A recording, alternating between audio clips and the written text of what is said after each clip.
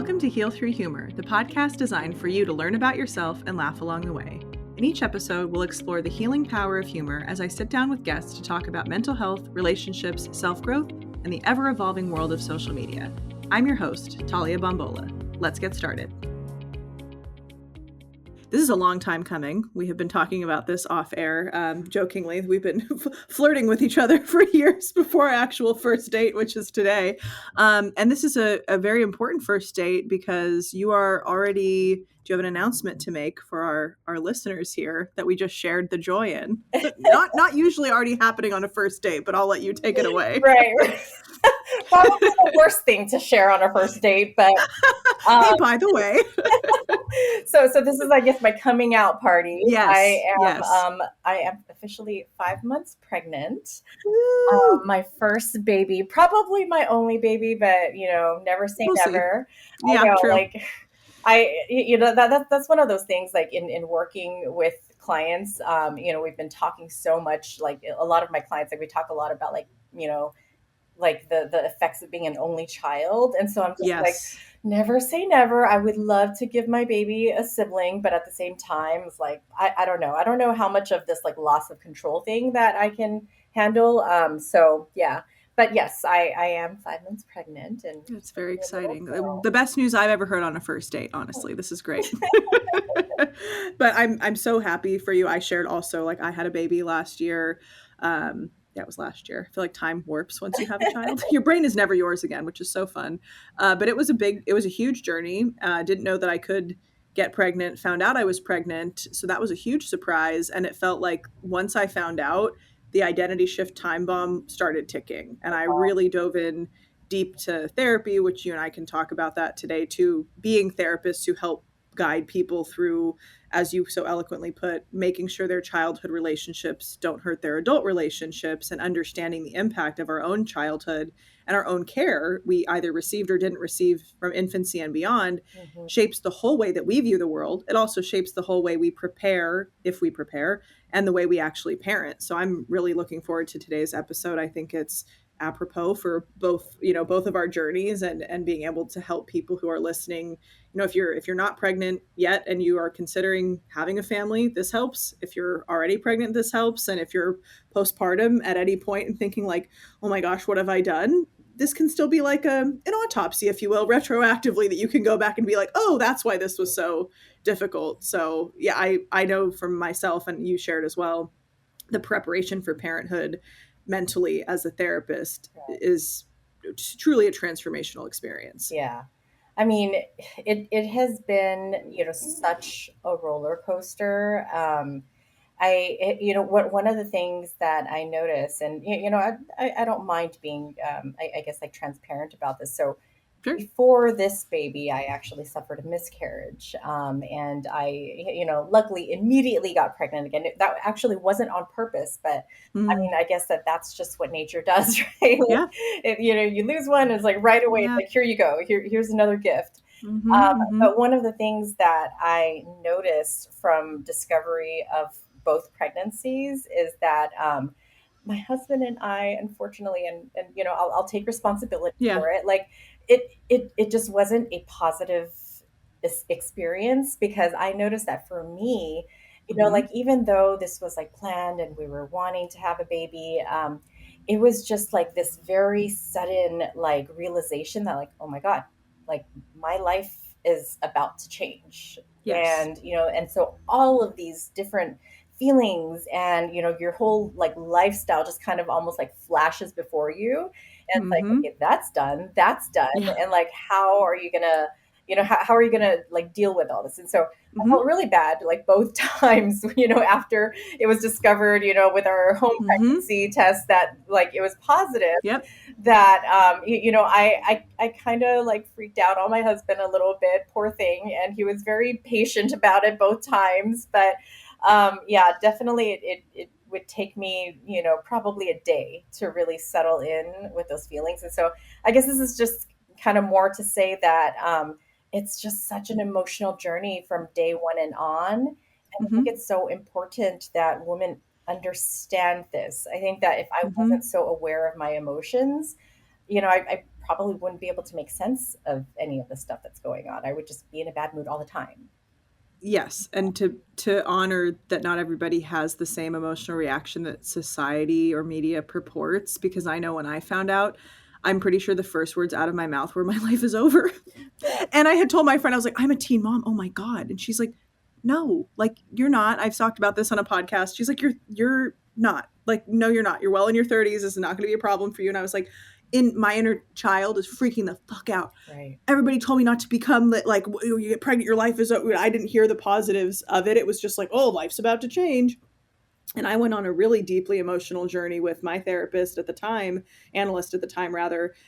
And we were talking, it was so ironic because I went in to deal with infertility because I was like, okay, that's never going to happen for me. How do I handle never having that identity? And then a few weeks into treatment, I was like, so by the way, I am pregnant. She's like, what? And she's like, well, the psyche knows. Of course, being analytic was like, oh, of course this would happen, like divine intervention almost. And it was hard. I did not have a fun or easy pregnancy, either physically or emotionally. There was a lot of grief and sadness. There was a lot, like we were talking about, power and control loss, not only of my physical body, but here I am riding this career high. That's going to change. And I knew from studying infant attachment and attunement and analysis, what I wanted to be as a parent. I had to put all these things on the back burner. It wasn't like, oh, I think I should. I literally knew that to my core. Right. And I went in and did the deep work to prepare for what kind of parent I wanted to be. And there was a huge clash with her dad. He's the delusional optimism, positivity. It'll all just work out fine. He's a fireman. So it's like, we'll put the fire out once it gets Right. there. And I'm like, I was going to be a police officer. I'm like, no, we should be channeling this ahead of time. Like, what are you doing? We need to prevent these things rather than like just deal with them once they happen. And that's a whole other part of preparing for parenthood, is the partner that you're parenting with, whether you're together or not, that person's going to be the child's parent. But there's this internal journey as a woman. How much guilt should I have? Do I even need to have the guilt? How am I going to balance being in a career? Because I had only really talked to women who didn't have a career. They left when they became a parent. And it was hard for me to find like my group of people who were like working moms, where we loved both, not equally, but like we loved both. I love my profession. I love all of the accolades that I've worked very hard for. I don't want just those to go away. But I also know that as a mom, that's the most important role, especially those first 3 years of life. And you can attest to this too. Like, it sets the tone. Childhood sets the tone for all of the blueprints you work through in adulthood. So I'm hoping we can talk about that today too, because it makes you confront your own infancy when you find out that you're pregnant and once you have a baby, for sure. Oh yeah. I mean, for me, just even kind of listening to you talk about preparing for parenthood, like I guess I would consider myself a parent as the moment I found out Oh yeah, that I was pregnant. absolutely. I was already emotionally preparing Same. and thinking about, Yeah. okay, like, what do I need to do to Mm-hmm. protect and take care of this little thing and make sure Yes. that yeah, she's as healthy as possible. But Yeah. one of the things also that I've been kind of freaking out a little bit about is, nobody has a perfect, childhood or upbringing. Nobody has perfect parents or anything like True. that. And, so I myself didn't have a perfect, childhood as well. And, this isn't to say that, I had horrible parents or anything like that. I absolutely love them, have wonderful relationships with them now.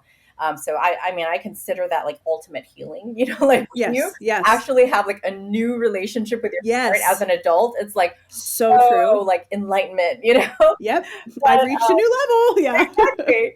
Yeah. But one thing though that I know for a fact is going to happen is like, it's not possible for parts of my parents to not come out. Mm-hmm. And so that's the thing that I'm just like kind of bracing myself for. It's like, all right, what part of that is going to come out? Because right now it's perfect, mm-hmm. right? It's like, mm-hmm. as a psychologist, I'm just like, oh, I know what to do. That's what I'm going to do. My kid just needs to be calm. I just need to, and then like, I just know it though, because I don't know what part is going to come out just yet. And so, yeah, it's probably going to be interesting to continuously explore that and be aware mm-hmm. of that. But I'm hoping that it won't be too bad. It's confronting in so many ways, and I will be really raw and honest. The hardest part was not necessarily, and every baby is different. I happen to truly, I think, because I had such an awful such an awful pregnancy and postpartum, that higher power was like, we'll give you literally the easiest and most adorable baby. Like, here's your token for suffering so much. She is so chill, so even tempered, so calm. I also attribute that to like how much Reiki and energetic work and healing upward in my family system that I did while I was pregnant, all the books I read, John Bowlby, like how to create a secure base, psychological birth of the human infant. Like, I was in it, and I feel like that helped me to feel attuned. The biggest, I think, hurdle was trying to parent with somebody who doesn't have that template and who doesn't have that same psychologically minded attunement, attachment. They're not swimming in it all the time. And that's where a lot of my parents' parts came out. It wasn't really at my daughter, it Sure. was at her dad, because it's just this frustration and this, I think it's an overwhelm sometimes, because I don't know if you went through this, because I didn't know if I could get pregnant, I never bothered to fantasize about like being a mom or whatever. It like happened to me. Had I not planned it, I still probably wouldn't have done it, because I'm so career focused and I'm so like, I love what I do for work, but I'm sure I would have probably looked back and maybe regretted it. I don't know. Can't say that now. But I think the most confronting parts are when your parents' marriage comes through in yours, because you have very little say in your subconscious templates until you like go to analysis or hypnotherapy to do it. But that's where I notice it slips out the most. And I'm just like, oh, this makes so much sense why they would fight about this, or this makes so much sense why this would happen. Like, it gave me, like you're saying, a whole new perspective, where I think it's brought me closer and even more empathetic and understanding, because I had a great childhood in many ways, but I had a deeply like lonely, emotionally, chaotic childhood in other ways, that I think this parenting experience has also been a reparenting experience for little me. Yeah. And doing the prep work has really helped to understand. And I was the same way too. I'm like, I'm a parent immediately. And I've talked to other people like, oh, you're a parent once they're here. And I'm like, ew, Yeah. no, you're not. Like, what? Like, okay, I don't want to talk to you anymore. Right, So, right. Like, what do you think what you're doing when you're like yeah. not drinking or smoking, Mm-hmm. right? You're a Yeah. parent. Yes. Yeah. Like, that's being a parent. And I'm now viewing you as whatever you're doing is being judged as you being a parent. Right. So act right. Yeah. Mm-hmm. So I Mm-hmm. know this is your podcast, but I really have to ask Yeah. you, just Yes. because, so I'm gonna pose a question here, because Sure.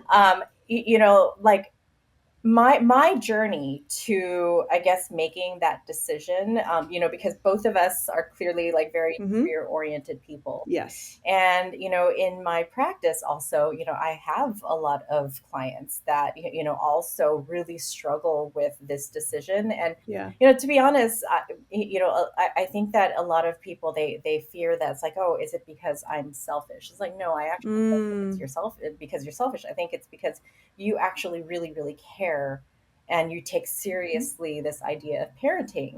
And Yes. so I guess, like, one thing for me is that I watched my whole emotional journey to that point where I'm just like, okay, let's just do this. At some point, of course, Mm-hmm. you have to take that leap of faith where Yeah. I'm just going to tell my husband, it's like, look, I'm going to Okay. stop my birth control. Mm-hmm. And, but it was like literally like little steps that I had to take, but Yeah. did also require like this commitment.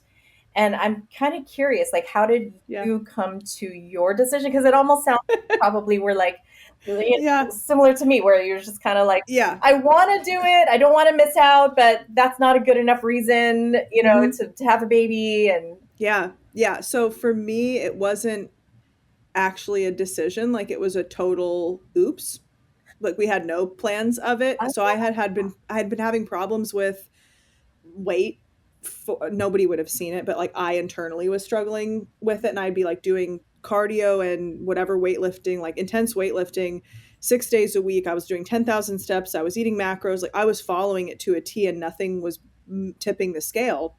And I was feeling frustrated, or I would have to do that much to maintain it. I'm like, this isn't sustainable. Like, I also have all these other roles, like we talked about off air. Like, I have too much to do. This is stressing me out now. So I got my birth control out in 2022. I had the arm implant, the Implanon. same here.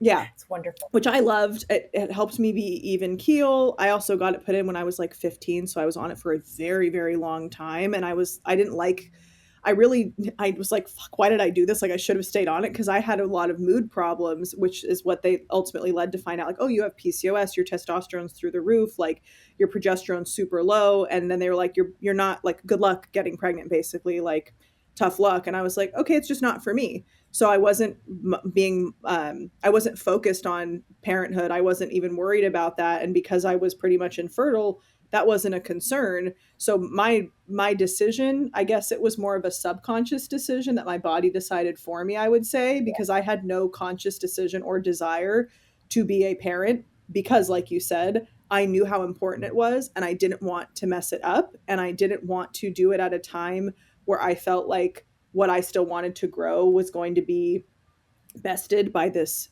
entity and this being that's a baby that is all consuming, and I knew how I would be.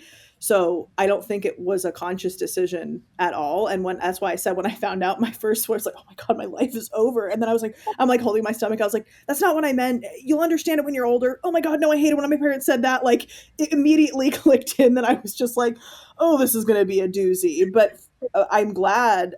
If I had done it consciously, I don't think I ever would have done it, because the fear for me of messing a child up would be enough to prevent me from trying it entirely. And I'm not usually, I'm risk averse in the sense that I wouldn't want to go skydiving or what have you, because in my head, I'm like, if it went great, yeah, it's a cool story. But if it goes poorly, I die. Like, I don't really want that outcome.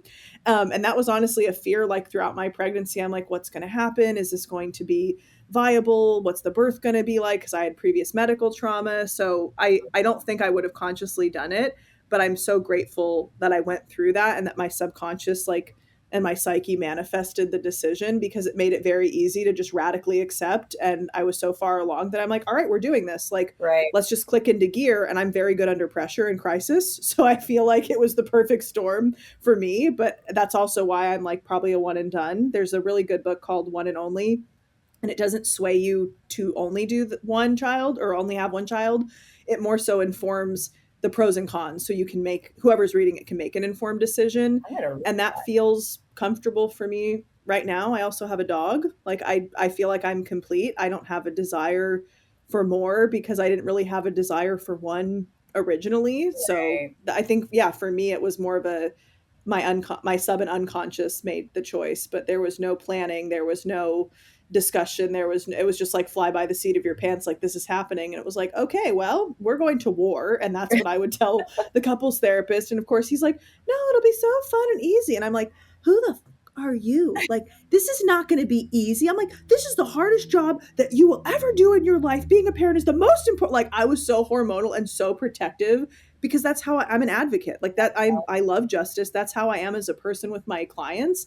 And that was also hard with couples therapy when they would be talking about kids, because I was so hormonal. And I'm like, pull it together, Talia. It's okay. It's not your child. They're not raising your child, and they are just here for help. Do not yell at them. Like, I would literally have to rein it in. I'm like, so there's better techniques out there for parenting. Like, it really tested me with my client work. Also for the clients who are like, could I get pregnant or not? Or analytically, clients that felt like they were being abandoned, or that my maternal care that they were receiving was going to go elsewhere. Like, it changed everything from me, my relationship, my practice. Like, it cracked me wide open in ways I never could have imagined, and also would never change for the world. I think it was the best thing to happen. Yeah.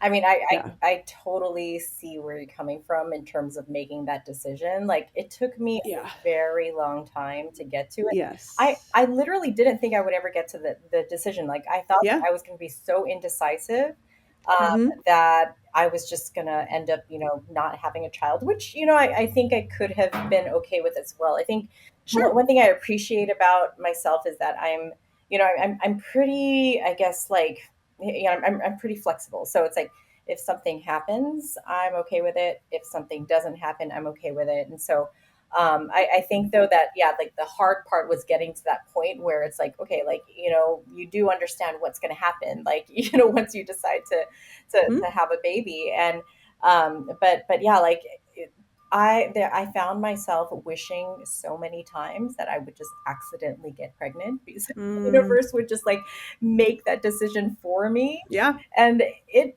was hard, but at the Mm-hmm. same time, yeah, like, I mean, even though, I would say that I spent 99% of my life just accepting the fact that, this is probably not going to be something that's going to Right. happen or that I actually want.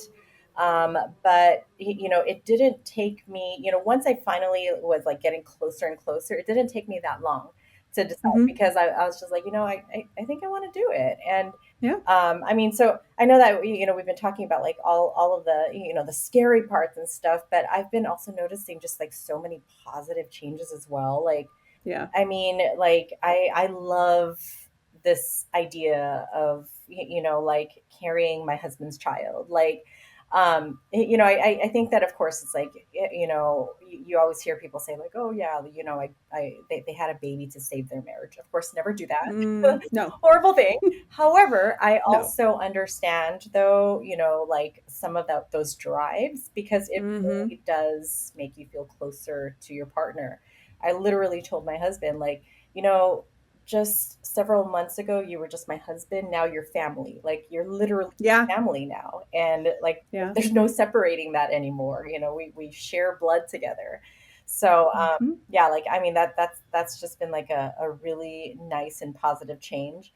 I'm also, I think part of my decision as well was kind of motivated by my husband. So my husband, he also has an adult son, and just observing his fatherhood, and Hmm. how he is with his son, and it made me want that with him, Yeah. and I kind of we'll probably later on plug it in, but I am coming out with a book, and part of my book is kind of like talking about emotional security. And Mm. I would say that I dedicated a majority of my book really to my husband and a lot of Yeah. the relationship work that we've done. So I think that maybe for me, part of the decision that really helped kind of push me over to making that decision to having a child with him was, I think that he's very securely attached, and so I was able to benefit from it, Yeah. but I also admire so many, so many of his like relational skills, that I'm just like, okay, like I'm gonna trust you. I'm gonna Hmm. trust you to Yeah. help me out with that. And yeah, Yeah. so that's something I'm very, very looking forward to. Is just kind of, it's like I was like, it's okay. She can be daddy's little girl. I don't mind. And now, time for an ad break. Hey there, listeners. We're interrupting your favorite podcast to bring you a special message from our friends over at Therapy Swag.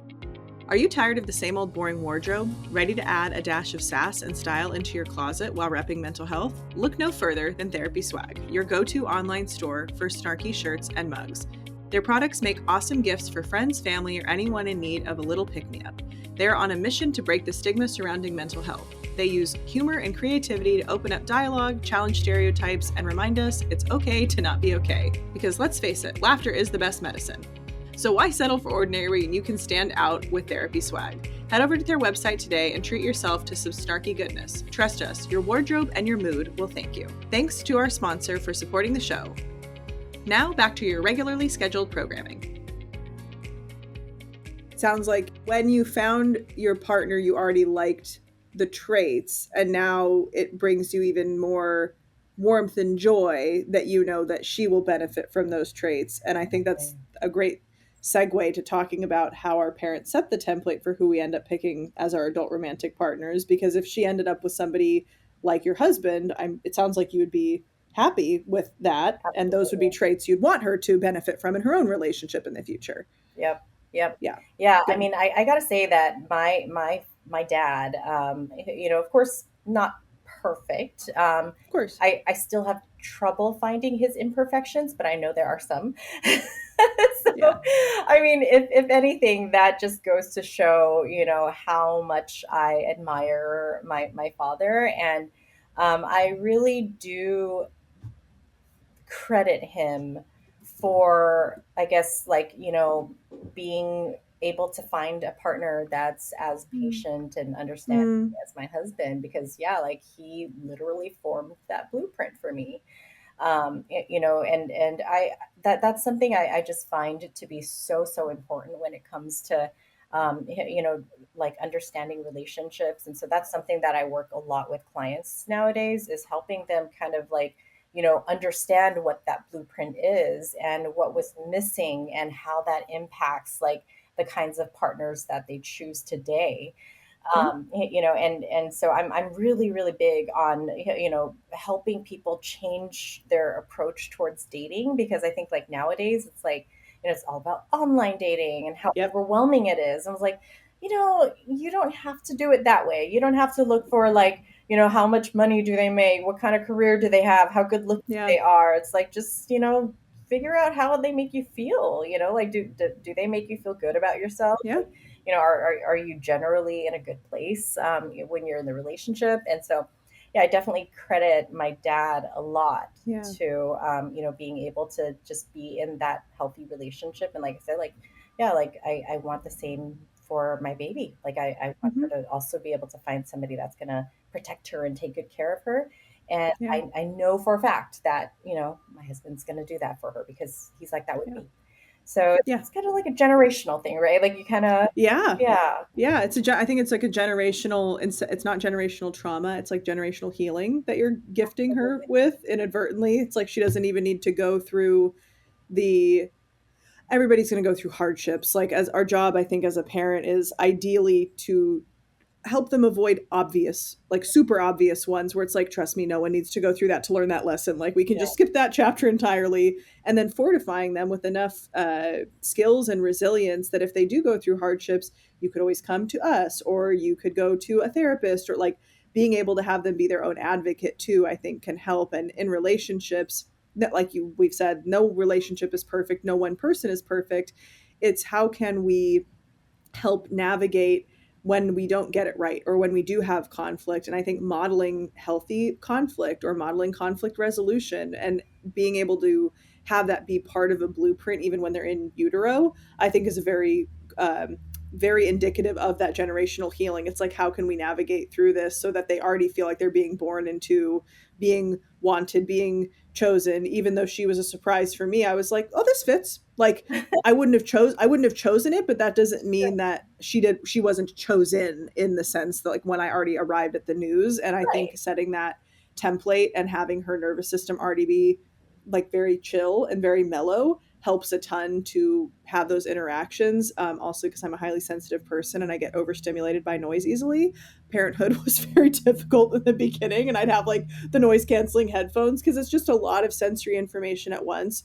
Your hormones are shifting and changing, and knowing as a therapist you're getting confronted with like, oh, my childhood, my parent, my it's so much that comes up at once that I think for people who aren't therapists and who are listening to this, it's normal. Like, if you feel, and this might not be like popular advice, but like if you feel like you're losing your mind the first few days after it happens, you're well within the normal range because your hormones, it's like the equivalent of taking, I think they said 300 birth control pills and then stopping them the next day once you give birth. You're not going to feel like yourself for a while, and it's normal if there's an adjustment phase afterwards, because now two becomes three, or if you already have a kid or more, the system is changing, and the Yeah, system inside yourself is changing, the system outside yourself is changing. And these are the topics that I recommend even clients when they're dating, even if they haven't found a person or they're still on the fence about parenthood. These are still very worthwhile conversations to have, because like you said, you experience what you want out of a parent from your husband interacting with you. Those are traits to look for in a relationship far more than like, do we like going hiking together? right. Okay, I could give a shit about hiking. I want to know how you're going to be with me when I'm emotional. Are you going to be there for me when I need you? Will I be seen? Will I be known? Those are the deep questions. I think, I'm curious if you Right. believe that too. Like, those are the questions people are really after. Yeah, absolutely. Like how are you going to get past the fact that you go, one person likes hiking and doesn't like hiking, Right. right? Like, Yeah. so like for me, it's really, it all comes down to, is this person willing to work with you? Like, even when it comes to, making mistakes in life, or when it comes to, just, I guess what you would sometimes call these foundational differences. And Mhm. people often say, like, it's like, oh yeah, we're just not compatible. I'm just like, Mm. I mean, every single two people that you can put together is Yeah, going to have compatibilities and incompatibilities. You can't true. use that as an indicator with, whether this is a healthy relationship or not. And I think, like, I think that when two people start to learn how to work through things together and tolerate those difficult Mhm. times, it's like, yeah, we fight, and yeah, we actually kind of had an embarrassing fight, right? Like, I think our neighbors Yeah. probably heard us. And sometimes being able to normalize those Mhm. things, and of course, not like, like the emotionally and physically abusive stuff, of course, No, no. that's Yeah. never okay. But yeah, like, just being able to just recognize that, like, okay, this is part of the process, but if you learn how to get through these things, you've got this, like, whole list of skills that you can use now to Mhm. get through pretty much anything else for the rest of your lives, and you're going Yeah. to continue to develop skills. And I think that, that was one of the things also that, like, for me growing up, I guess that this was probably one of my dad's flaws, is that he was always letting my mom win every single time. Mm. So I remember that when I first started therapy, this was like in graduate school, and before I really understood what therapy could do for me, I remember, talking to my therapist and letting her know that I was having conflict with the boyfriend at the time. And she really challenged me, because I was telling her what I expected, or how I expected my partner to respond. And she was like, what do you think that's from? I was like, well, my dad, like, he doesn't get offended, when my mom says these things to him. And Mm. he and he can handle it. She's like, well, how do you know that, when they're done arguing, that your dad's not, like, retreating to the room crying? And I was like, oh, like, I don't know. And Good question. Yeah. yeah. And so I was just like, oh, I guess that my dad has feelings as well, and he has needs as well. Yeah. Like, for Yeah. me, it was, my belief, I think, at the time, like, it wasn't a conscious belief, but Mhm. was that just men are supposed to be emotionally stronger, Mhm. not Mhm. bothered by things, and Mhm. should be able to, take whatever I throw at them. And yeah, definitely not. And so one thing I think that actually really attracted me to my husband, actually, was that he didn't let me get away with stuff like that. So in the beginning of our relationship, when I would get upset at him and I would hang up on him, he's just not going to pick up the phone. Or if I'm like, if I was, like, speaking to him in a way that felt disrespectful to him, he's like, if you keep talking to me like that, he's like, I'm gonna hang up the phone, and I'm not gonna pick it up Mhm. until you calm down. And I was Mhm. like, oh my gosh, like, this guy, he's right. you know, I hate it. right, right. I Disgusting. hate it. Thanks a lot. Yeah. But you know what it did is that it taught me. It Mhm. taught me how to Mhm. tolerate, these uncomfortable Yeah. moments. It taught me how to get through arguments with him. And this isn't to say that he's the best at it either. I think that I also had to kind of bring in some of my skills as well, Of course. talking things Yeah. through. But yeah, I think that that I guess, going back to what you were saying, I think that that's ultimately what builds intimacy between two people, Mhm. versus, like, do we like hiking together? Mhm. Like, how do we get through things together? Mhm. Yeah, how were you, uh, cared for in child like, the questions I tell people that I work with to ask on a first date, they're like, "I can't ask that." And I'm like, "But you need to. I also need to know the answer as your therapist, but also you need to know the answer as dating this person." But I'm always so curious, and I ask them, like, say it generally. Tell me about your family. Very open-ended. I think that's a really great neutral, we'll see where it goes question on a first or second date. Like, if they have siblings, are you close with your siblings? Again, conversational questions that can lead to often deeper insight. Right. This is not to say if somebody says something off the cuff that we have to diagnose them on a first date of like, oh, well, it's because of this and that and their enmeshment and blah, blah. Like, that's not what I'm advocating for. I'm advocating for more knowledge about the system the person came from, because like you said beautifully, it informs the way they'll show up in the relationship. And then you choose, do I want to, because you could have said, I don't want to be confronted with growth. I would rather not be with somebody or date somebody who teaches me this.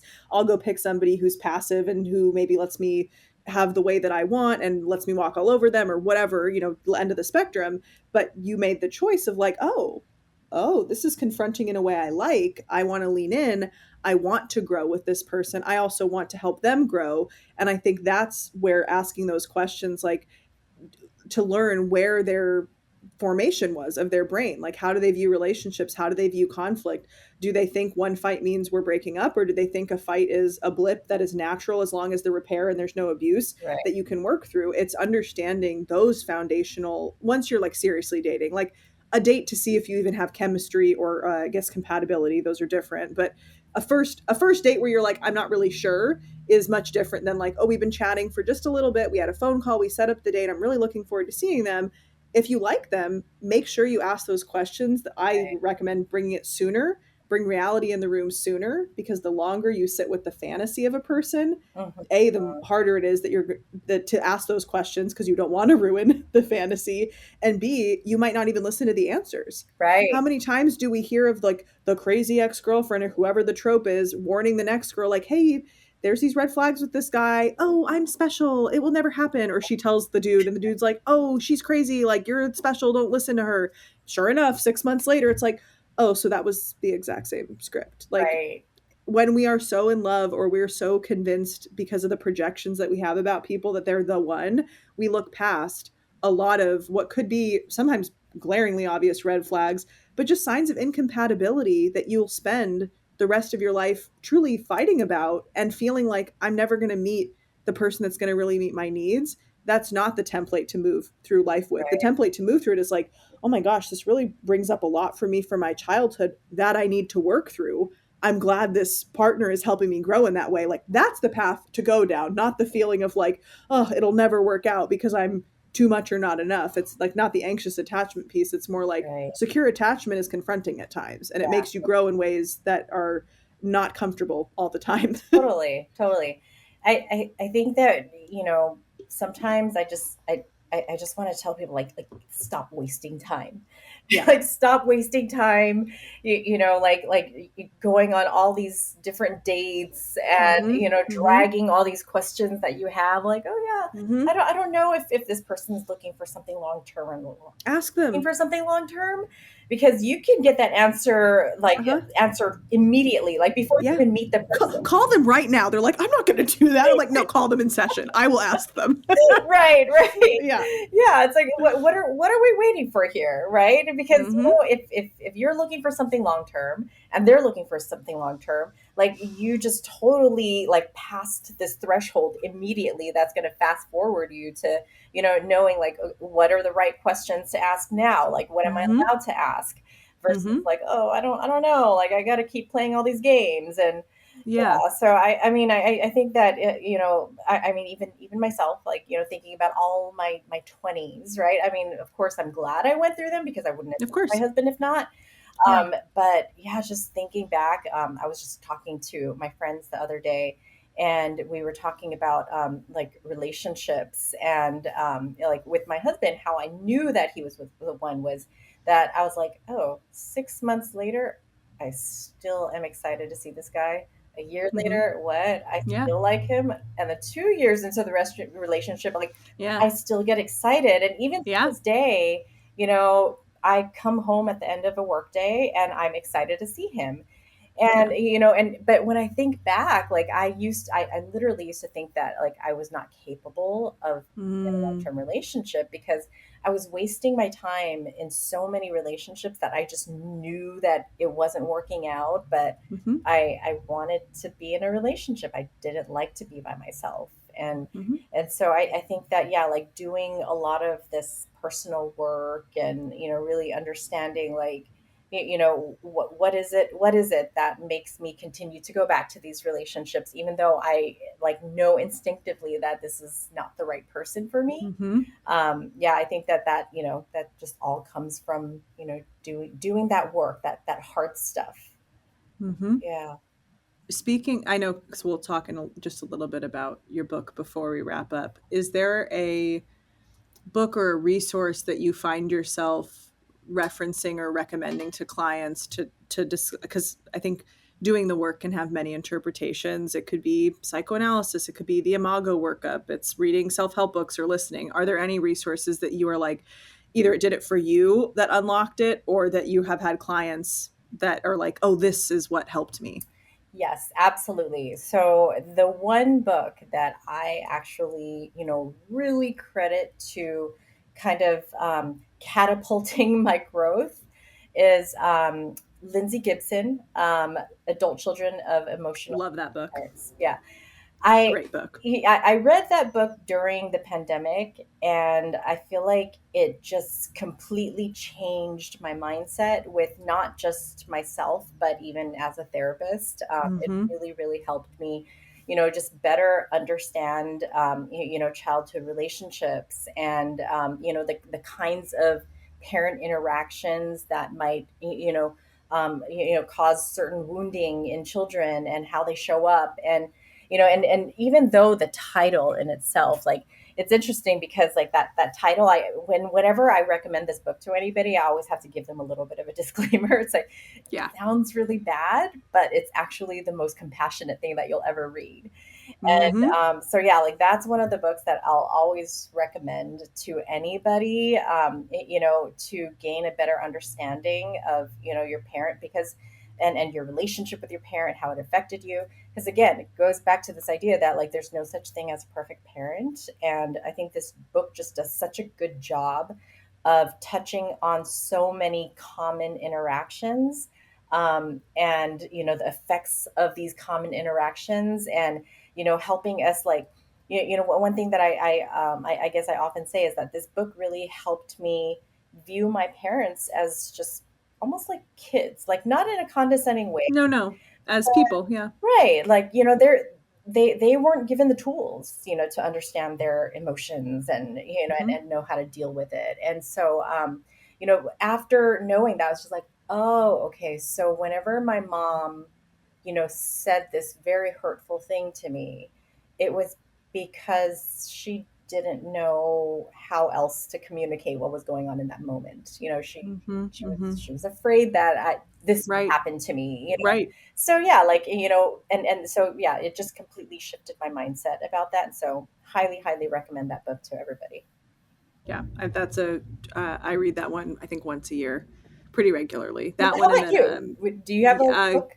I would say because being analytically oriented, the book I recommend the most is You're Not What I Expected, Love After the Romance Has Ended, even if people aren't in a relationship yet. And that's by Judith Fiorst. And then I also love Getting the Love You Want by Helen and Harville Hendricks, because they Okay. talk about the Imago workup, which is so true. Every time I give that to the students that I teach, they're like, ew, I don't want to date my dad. And I'm like, but look at the traits. They're like, ew, I'm dating my dad. Like, sorry, like, where do you think the template for love comes from? It comes from your parents and what you were given or not given. And then in your adult romantic relationships, you try to get the needs that you didn't get met, but also did get met growing up, met by your partner who hopefully, fingers crossed, wasn't raised by the same parents or in the same household as you. Uh, and you hope for the best, but your sub and unconscious have a certain template for what love is and what love isn't. And until you go back in and rewire those subconscious beliefs and those templates, you can read all the books that you want, you can listen to all the self-help podcasts you want. It's not going to make a difference if you Right. still are operating on those self-limiting subconscious beliefs. They have to be monitored and recorded for customer training purposes, but like they have to go back and be re-listened to. And I have clients who will in sessions listen back to themselves or like take notes, and they're like, oh gosh, like, oh, like what is coming out of my unconscious, like, oh, that's how I feel. Yeah. That's where the material lies. So I like to Yeah. recommend more of those like analytically oriented books, because it requires people to go inward. And much like the best way to be the best parent to your child is to be the best partner to your partner, if you're able to, or at least co-parenting if you're not able to like do it romantically. And then the best way to be in a relationship with another person is to learn how to be in a relationship with yourself. Right. And I think a lot of people are so externally focused. Well, how do I have the best relationship? How do I find the one? How do I this? It's answering like, do you know yourself? Mm-hmm. Do you like yourself? Do you love yourself? And do you have all those things enough to then want to share it with somebody else? It's much different sharing a relationship with, or getting into a relationship because there's a lack in your life and you need something filled and a void filled, rather than if you're so fulfilled by your relationship, you have the when I do like relationship coaching, it's like you have everything that you want but no one to share it with. Mm-hmm. So there's two ends of the spectrum, and being mindful what state you're in when you seek and enter a relationship can be illuminating when it Right. comes to like, oh, I wonder why we're having this conflict, that you never feel good enough, when in reality that this relationship is not going to make that change. Like that Right. has to come from within. The first relationship that matters is the relationship you have with yourself. 100%. Yeah. Yeah. Yeah. So why don't you tell listeners about your new book? And I don't know the title. You've been dancing around it our whole date. So I am very eager for this. So the title of the book is called The Couple Skills Workbook.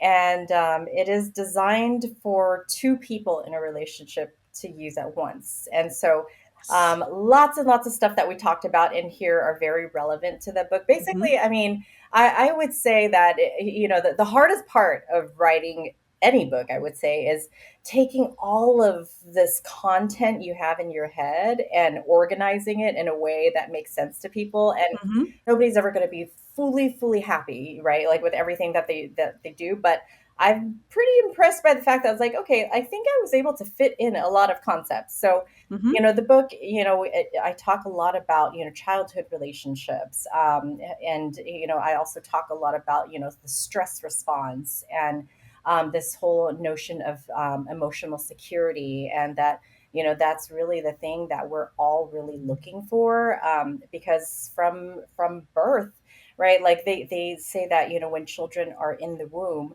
I don't remember what the term is, but they are like, it's called, I think, total vitality or something like that. Mm. Everything that they need is provided for them Yes. within the womb.